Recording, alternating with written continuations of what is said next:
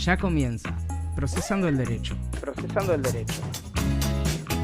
Un podcast realizado por la Asociación Argentina de Derecho Procesal que nos acerca a las vivencias profesionales y personales de importantes referentes del derecho nacional en primera persona. Edición Los Pioneros. Los Pioneros.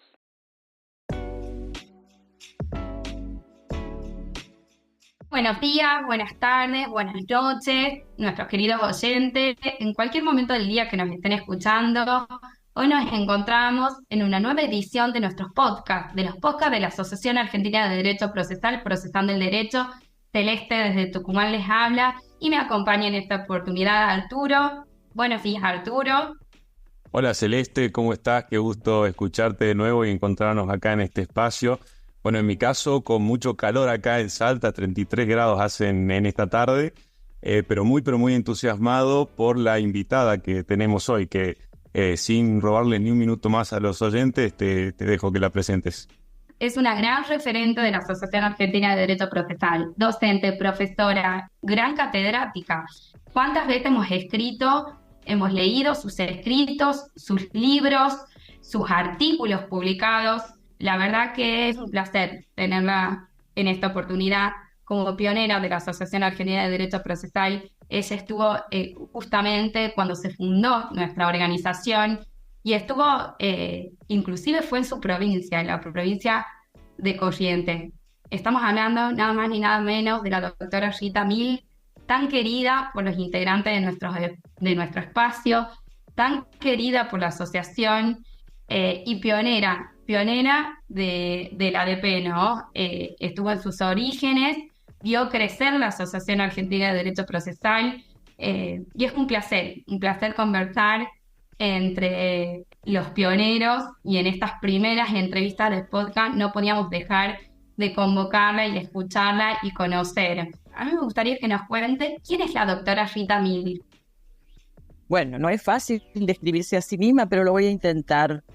Rita Mil de Pereira, 78 años, madre de 2 mujeres y 2 varones, 2 de ellos abogados, orgullosa abuela de 9 nietos de entre 8 y 23 años, jubilada hoy como docente universitaria, también como magistrada penal de la provincia de Corrientes y como camarista federal de la misma provincia. Un aspecto a destacar, que soy una viajera incansable y amante de la juventud inquieta y productiva como ustedes y de la belleza en todas sus manifestaciones. Esa soy yo, así es simple. Bueno, doctora, la verdad que me encantaron sus palabras de presentación. Concuerdo que presentarse a uno mismo y en general hablar de uno mismo quizás es una de las tareas como interlocutor más difíciles a las que uno se puede enfrentar. Porque por ahí, bueno, alguien con una trayectoria tan larga como la suya, me imagino está más que acostumbrado a hablar de la teoría, a hablar de los procedimientos, a hablar de las reformas, etcétera, pero a la hora de mirar al interior, la tarea se complejiza con otro tono, ¿verdad? Pero bueno, me gustó mucho lo que destacó al último, esto de esa inquietud productiva de los jóvenes, y por eso me gustaría preguntarle que nos cuente cómo fueron sus comienzos profesionales en la abogacía. Estudié en la Facultad de Derecho de la UNE, de la Universidad Nacional del Nordeste, que estaba recientemente creada, o sea, cuando yo cuando ingreso, salía la primera camada de la facultad. Me recibí en 1967 con 20 años. Obviamente no pude inscribirme en la matrícula porque en esa época la mayoría de edad eran los 21. Así que tuve que esperar hasta el año siguiente. En los primeros tiempos concurrí al despacho de un exitoso profesional del medio, un hombre de bien, el doctor Ameguino Arbo, donde me ocupaba preferentemente de redactar alegatos, pero en materia civil y comercial, nada que ver con lo que después fue mi vida, en el aspecto académico. Pero bueno, siempre me gustó escribir y en ese momento estaba aprendiendo lo que era lo nuestro y creo que salí bien del paso.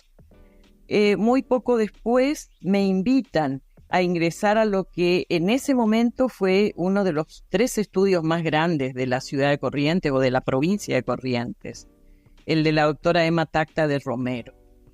Evidentemente que eso fue para mí una prueba de fuego. Era un estudio muy grande, donde a las 7 de la mañana había que estar recogiendo los expedientes rumbo a los tribunales, o sea, a patear tribunales, y a las 2 de la tarde estar de regreso en el estudio, porque había que grabar, usábamos grabadores en esa época, con unos casetes gigantes, para que a partir de las 4, mientras los profesionales atendíamos a los clientes, una secretaria desgrababa lo que al otro día había que presentar en tribunales. En 1971 se puso en marcha en la provincia de Corrientes el Código de Procedimiento Penal Mixto, con debate oral público contradictorio y continuo, ingreso a la justicia de la provincia de Corrientes en mi condición de defensora única, defensora oficial y para todas las instancias. En esa condición pude intervenir, fui parte del elenco que intervino en el primer debate oral realizado en la provincia de Corrientes. Contar las anécdotas de lo que era mi tarea como defensora, mujer, joven y en materia penal sería incansable. Hasta los presos me rechazaban. O sea, era como que no tenían confianza en uno, ¿no? Después estrené la Defensoría de Cámara. Después fui a la Cámara del Crimen de la provincia de Corrientes. Fui la primera mujer en ser camarista del crimen. Y luego de 27 años fui la primera presidenta de la recientemente inaugurada en ese momento Cámara Federal de Apelaciones de la provincia. Esto ocurre en el año 2006. Y hasta ahí más o menos mi actividad en materia, digamos, profesional, tanto en el ejercicio de la profesión, que fueron 3 años y medio nada más, como en el ámbito de la justicia. La verdad que tiene una gran carrera en la justicia. Todos conocemos de su gran trayectoria y gran aporte, ¿no?, al servicio de justicia. Y también la conocemos como una gran docente. Es una maestra para todos nosotros, para los jóvenes. Es muy lindo escucharla en cada conferencia. Nos nutrimos de cada uno de sus artículos. Y me gustaría que nos cuente también un poco y cuente a los oyentes y a los integrantes de la ADP cómo se inició en la carrera docente. Con todo gusto, es lo que más amé. En 1967, cuando cursaba el último año de la carrera, se llama a concurso para ayudantes de preseminario. Era por promedio, obviamente. Y ganamos 4, que fuimos los seleccionados por el promedio. 3 jóvenes colegas, igual que yo, que lamentablemente hoy ya no nos acompañan. Varones, por supuesto. No tengo nada, Arturo, al contrario, contra el sexo masculino, pero esa fue mi vida, siempre entre hombres. Después también di clases de historia constitucional, de filosofía, en los cursos de ingreso. Y en el año 1970 ingreso a la cátedra B de Procesal Penal, a cargo en ese momento del doctor Monzón, también fallecido a la fecha. Con el advenimiento de la democracia, se convocan a los primeros concursos docentes. Antes entrábamos a dedo. Y se crea simultáneamente la cátedra C de Derecho Procesal Penal, de la que me hice cargo desde un inicio, primero a dedo también, hasta que enseguida se convocó a concurso. Concursamos 4, 3 compañeros, hombres, yo, y bueno, a partir de ese momento fui la titular de la cátedra C de Procesal Penal hasta que me retiré.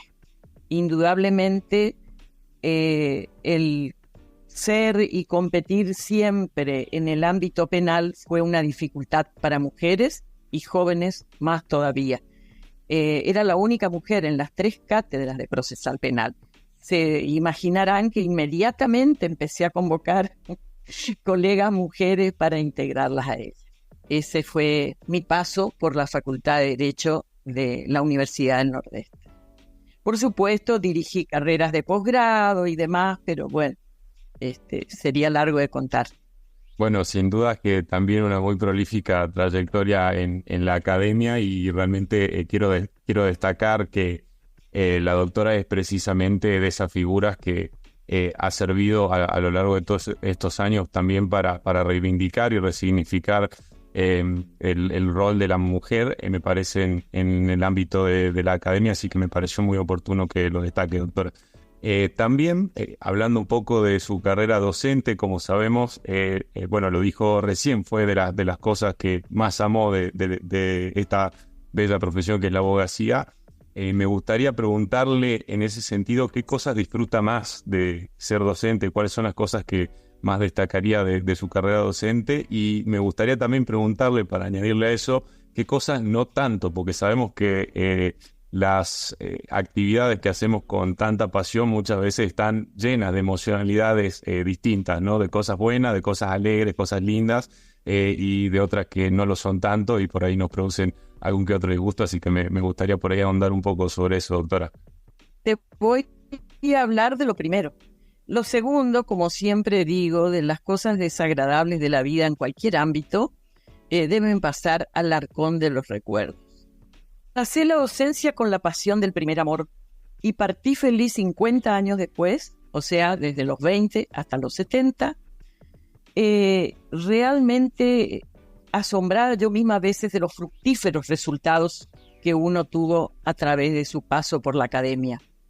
Debo destacar que he tenido alumnos que fueron gobernadores, legisladores provinciales, nacionales, magistrados, y que lo he encontrado a lo largo y ancho del país. Eso es lo que más, o sea, de la UNE venían todos del Nordeste a estudiar, no era sola, ahora hay facultades por todos lados, y más de una en cada provincia, ustedes mismos en Salta, pero en aquella época la única que había en todo el Nordeste era la nuestra, y también atraía al norte de Santa Fe. Tengo una nuera que vino a estudiar abogacía y acá se quedó, y era del norte de Santa Fe, de Reconquista. Todavía guardo las planillas de los 50 años de alumnos que he tenido. Me enorgullezco de poder decir que la Cátedra C de Derecho Procesal Penal fue la cátedra más numerosa que tuvo nuestra facultad en todos los tiempos, porque no solo estaban los profesores designados en las distintas categorías, concursados, sino que se acoplaban y admitían que, bueno, querían formar, y después tomaron los más diversos rumbos, inclusive a veces lo bueno fue rescatar que uno pudo formar tanta gente y que si estaban alrededor de uno, por algo sería. Eran cursos anuales, teórico-prácticos en aquella época, siguen siendo, porque mis hijos son los dos profesores de procesal penal, son teóricos prácticos. Y entonces, con motivo de la instauración del código mixto, ¿qué empecé a hacer? A llevar a los alumnos a los debates orales en la mañana. Se tomaba asistencia, el que no podía por razones de trabajo u otro motivo, se le justificaba. A partir de ahí empezamos a implementar lo que en esa época se llamaba la dramatización. Entonces los alumnos preparaban sobre la base de un caso simple, preparaban un debate en función de lo que habían podido ver. Por supuesto que a veces había preguntas como: doctora, ¿y por qué el fiscal lee toda la acusación? Y lo que leía era el requerimiento que había hecho el fiscal para mandar acusación. Entonces uno no sabía, a veces teníamos que sortear para justificar a colegas que precisamente no eran los que había que destacar, pero bueno, era lo que había. Pero claro, no todo era estudio, trabajo y demás. Estaban las otras cosas. Disfruté mucho de los encuentros con los jóvenes, los asados que se hacían en mi casa. El primero jamás antes del primer parcial. O sea, no dar tanta confianza para que en el primer parcial no quisieran hacer referencia a un chiste, a algo jocoso, de ese primer asado. Así que siempre se hacían después que pasamos el primer parcial. Siempre había algún guitarrero, alguno que hasta escribió. Tengo guardado hasta ahora en una hoja de cuaderno una canción para la Cátedra C de Derecho Procesal Penal. Y bueno, cuando empezaron a llegar los salteños, porque después parece que tenían alguna dificultad para seguir en la privada de Salta, empezaron a llegar muchos estudiantes salteños y se instaló en los asados el coqueo. Para la digestión nomás, Pero el coqueo, yo la primera vez que veo uno que me pide una panera y vuelca hojas ahí, no entendía nada, pero bueno, ya se impuso como una tradición también en la tierra guaraní. Mi hijo mayor siguió con esta tradición, la más chica no, esa solo da clases, es más seria.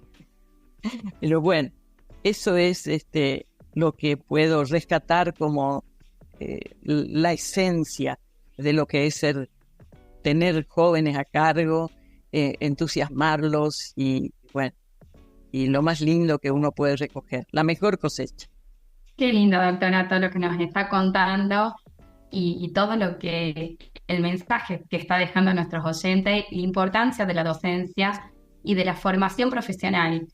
Y hablando de formación profesional, hay un gran desafío que se plantean los jóvenes que quieren iniciarse en la academia y es poder escribir, presentar ponencias, participar de algún artículo y qué difícil es hacer esta producción. Entonces me gustaría que nos cuente a nuestros oyentes qué desafío hay que enfrentar a la hora de escribir y participar de algún artículo, de algún libro. ¿Cómo hacemos para escribir? ¿Qué desafíos hay que enfrentar? ¿Qué miedos hay que superar? Incentivemos al público en general que se anime a incorporarse a la academia. Siempre recuerdo que mi esposo, médico, me decía, vos no escribís. Y claro, 4 hijos, esposo, suegra, madre, carrera, no era fácil, pero sí debemos destacar algo. Y hay que hacer un corte en el espacio temporal. No era lo mismo escribir o coordinar un libro en el siglo pasado, que es cuando yo me inicié a hacerlo, que hacerlo hoy. Y no necesito dar mayores explicaciones, ¿verdad? La diferencia es abismal y la marcó el Internet, porque la posibilidad de acceder a todo tipo de información actualizada, de jurisprudencia, no la teníamos en ese momento. Las dificultades eran mayúsculas. Nosotros escribimos, mi primer libro fue con el doctor Chiara Díaz para la implementación del Código Procesal Penal de la Nación, porque durante 1 año y medio dimos clases en Buenos Aires, que comenzaron 20 años después que nosotros. Entonces, de algunas pocas provincias que teníamos el Código Procesal Mixto, fuimos a dar clase. Y de ahí sacamos nuestro primer libro. Pero el primer libro que lo hacemos en la cátedra fueron más de 1000 y pico de hojas. Le llamamos el libro rojo porque las tapas eran rojas. Lo editó la Universidad del Nordeste para abaratar costo para los estudiantes. Y realmente ahí, fíjense ustedes la diferencia con lo que hoy pueden hacer ustedes. Yo habilité en mi domicilio un cuadernito como de biblioteca, porque claro, asistía a todos los congresos de las distintas asociaciones nacionales, internacionales, y traía material que nadie de los jóvenes tenía acá en Corrientes. Entonces ellos sabían que en mi casa estaba habilitado un cuaderno, esté yo en Corrientes, esté de viaje, y ahí se anotaban y llevaban los libros que se traían. Me acuerdo uno que fue, digamos, rodó de un lado para otro, fue cuando sale el libro de Ferraioli. Bueno, lo traje y era como traer una piedra preciosa, más o menos, ¿no? Para la parte penal era una cosa. Y bueno, los jóvenes que intervinieron, profesores que intervinieron en la redacción de ese primer libro rojo, iban a mi casa y llevaban el material y bueno, y después había que devolverlo y nada de eso ocurre hoy. Hoy y tienen facilidades y accesos a la posibilidad de acceder a toda la información provincial, nacional, internacional. Entonces creo que debe ser mucho más sencillo. No obstante lo cual, ayer y hoy existen pautas que son necesarias. Disciplina diaria en la lectura y selección del material.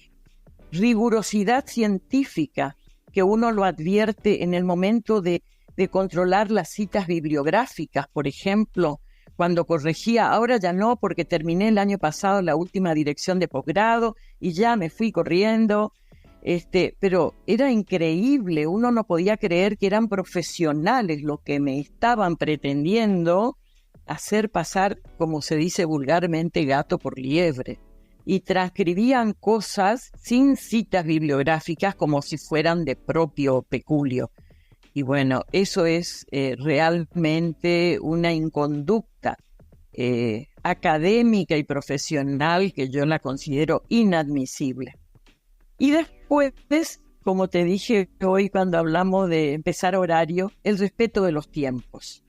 Los tiempos del coordinador del material, los tiempos que te imponga la editorial, eso es fundamental, porque eso también nos disciplina a nosotros y nos hace que nos autoexijamos y también que de alguna forma nos respeten cuando nosotros exigimos ese cumplimiento en el tiempo y en la seriedad del trabajo. Lo que destaca la doctora respecto a una obra que para muchos, sin haberla encarado, nos parece así a priori titánica, como es escribir un libro o inclusive coordinar una obra colectiva. Ambas de seguro tienen sus dificultades particulares y sin duda que, como señala la doctora, ahora tenemos muchas más facilidades gracias a la tecnología, pero no por eso significa que uno pueda encarar una cosa así sin cultivar esas otras cualidades que destacaba recién. También respecto de las cualidades que lo van formando a uno a lo largo de la carrera, a mí me gustaría adentrarme, doctora, en el ámbito de sus influencias o referentes y preguntarle si hay alguien a quien admire en particular o algún nombre que venga a su cabeza en particular en razón de haber influido a lo largo de su carrera. Sin dudas que entiendo se deben venir un montón de nombres a la cabeza teniendo una trayectoria tan diversa, pero me gustaría conocer qué nombre se viene en particular o en primer lugar a su mente. Es una pregunta muy complicada y voy a hacer una aclaración. Solo voy a hacer referencia a quienes ya no están con nosotros, porque los hay y muchos que aún hoy nos acompañan y que uno quisiera citar, pero me voy a referir solo a los que ya no nos acompañan. Les había dicho a ustedes que nuestra facultad, cuando me inicio, era de reciente creación. Eso traía como consecuencia que teníamos muchos profesores que venían de afuera.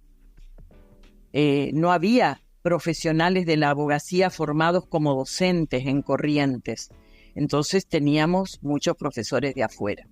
Eso nos dio la oportunidad, y en particular a mí, de tratar a gente de la talla de Blasco Fernández de la Moreda, de don Santiago Sentís Melendo, que venía de La Plata, ambos exilados de la tiranía de Franco y que se afincaron en Corriente uno, en La Plata el otro. Don Santiago Sentís Melendo había apodado Carpurnia y yo no sabía de qué se trataba y por respeto uno no preguntaba. Cuando terminó el curso, aprobé la materia de procesal civil, le pregunté, doctor, ¿por qué me puso ese nombre tan desagradable? ¿Y usted no sabe quién fue Calpurnia? No, doctor, ni idea. Pues fue la última mujer del César, a la que se le permitió por primera vez el uso de la palabra en las asambleas romanas, y habla una mujer que era esta, la última mujer del César.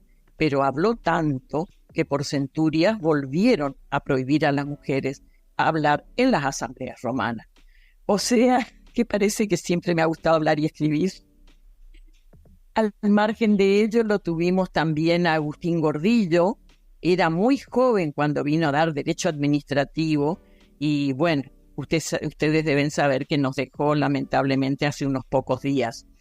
Y de todas esas, de todos esos profesores o figuras que venían acá, a la que recuerdo como con una admiración profunda, quizás por lo que era mujer, era la doctora Margarita Argúas. Margarita Argúas fue la primera mujer en integrar la Corte Suprema de Justicia de la Nación. Obvio que no era época democrática, fue en época militar, pero a su vez era integrante de las asociaciones internacionales, o sea, una figura destacadísima, una mujer, una dama. Y era muy gracioso verla bajar del hidroavión, ¿saben lo que es eso, me imagino? El avión que en esa época acuatizaba en el puerto de Corrientes y se buscaba en una lanchita los pasajeros hasta llegar a tierra. Pues ella llegaba, y de ahí a la facultad, con guantes blancos con este calor correntino. Realmente para mí fue una marca indeleble en mi carrera y daba justamente la última materia, Derecho Internacional Privado.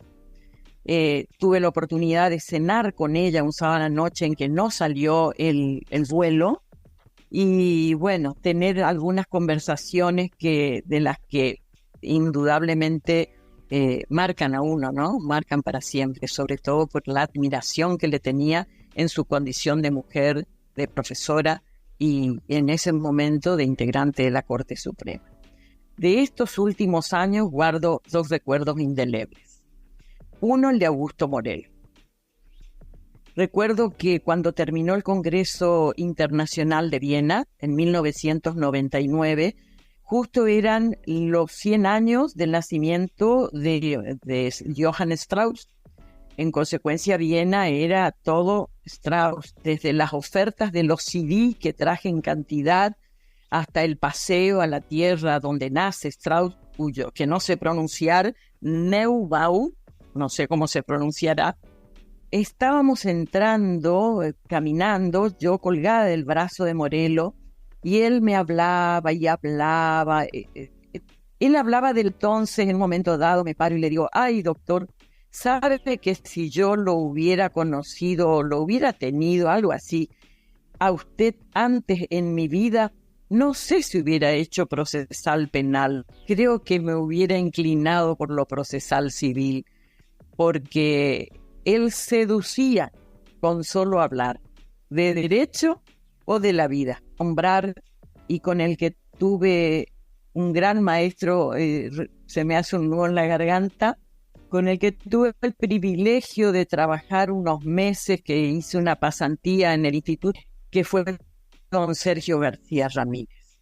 Ustedes saben que la semana pasada nos acaba de dejar. Rindo para él mi sentido homenaje. Junto a su esposa Carmen, me brindaron no solo amistad, sino con una generosidad me abrieron las puertas de su casa, lo que nos permitió compartir no solo estudio, trabajo, sino también hermosos paseos por distintos lugares. El año pasado, en noviembre, la Facultad de Derecho de la UBA le otorgó el honoris causa y, bueno, por supuesto que viajé en cuanto supe, en cuanto el doctor Gossaini me avisó, viajé, lo acompañamos, después salimos a comer un fin de semana. Eminente político y jurista que no hace falta que se destaque su tarea jurídica, porque con solo recordar que es el autor del control de convencionalidad, cuando siendo presidente de la Corte Interamericana de Derechos Humanos, lanza su voto en ese sentido, y que por eso digo, como jurista no hace falta que lo destaque más de lo que ya lo deben conocer todos. Lo que pasa es que tuvo una faceta ya no tan conocida. Era un exquisito escritor de cosas que no eran jurídicas, de textos que no tienen nada que ver con este aspecto y que realmente deleitaban, su lectura deleitaba al lector más exigente. Así que sí, la semana pasada estuve de duelo. Qué lindo, doctora, escucharla y recordar a grandes maestros que también tuvimos el privilegio de leerlos y conocerlo un poco más a través de los mensajes que nos está aportando. Y hablando de mensaje, me gustaría, ya finalizando este episodio, que deje algún mensaje. ¿Qué mensaje le gustaría dejar a nuestros oyentes? ¿Qué consejo les daría? ¿Qué mensaje quiere dejar después de este hermoso diálogo que tuvimos junto a Arturo para conocerlo un poco más a usted y conocer sus orígenes y su profesión? Mensajes. Supongo que esto está generalmente dirigido a jóvenes y a jóvenes colegas, a jóvenes procesalistas o no. Y mensaje, porque digo, a mis hijos mismos les suelo decir consejos, ya no doy hace mucho. Solo sugerencias que se aceptan o se desechan porque después la mochila la van a cargar ellos. Y sigo pensando así hacia afuera también, no solo hacia mi familia. Entonces sí, mensaje podría ser. Pienso que la vida es como un traje a medida para cada uno. Que las circunstancias personales y familiares serán determinantes al momento de las respectivas opciones profesionales. Y si a ella debo referirme, les digo que traten de encontrar lo que a cada uno o una pueda hacerlo feliz. Y solo lo conseguirá si ama lo que hace. Si al levantarse cada mañana y pensar en la tarea que le espera, siente que no es una pesada carga, sino una misión privilegiada de defender intereses ajenos, de resolver conflictos, de escribir con su mejor pluma, transmitiendo conocimientos, de preparar una clase con tanta pasión que con ello se logre transmitir a los alumnos el amor por el derecho y la justicia. Porque como dice el Evangelio, solo detrás de la justicia llegará la paz. Qué hermoso mensaje, la verdad que Arturo, me quedo con el corazón contento. Me encantó este podcast, me encantó hablar con la doctora Rita Mil y que nos haya dejado tantas enseñanzas y nos vamos despidiendo. La saludo doctora, muchas gracias por participar, por toda la predisposición. Hasta luego Arturo y hasta la próxima edición. Comparto absolutamente, Cele, me quedo realmente muy contento con este diálogo que pudimos tener con la doctora Rita Mil y estoy seguro que también así será para nuestros oyentes porque hemos explorado experiencias y perspectivas fascinantes a lo largo de la trayectoria de la doctora que en lo personal me han parecido muy, pero muy movilizantes. Así que le agradezco mucho por su tiempo, por acompañarnos en esta ocasión y espero que nos volvamos a encontrar en algún otro ámbito. Muchas gracias, doctora, y muchas gracias, Celeste. Y nos encontramos en la próxima en Procesando el Derecho.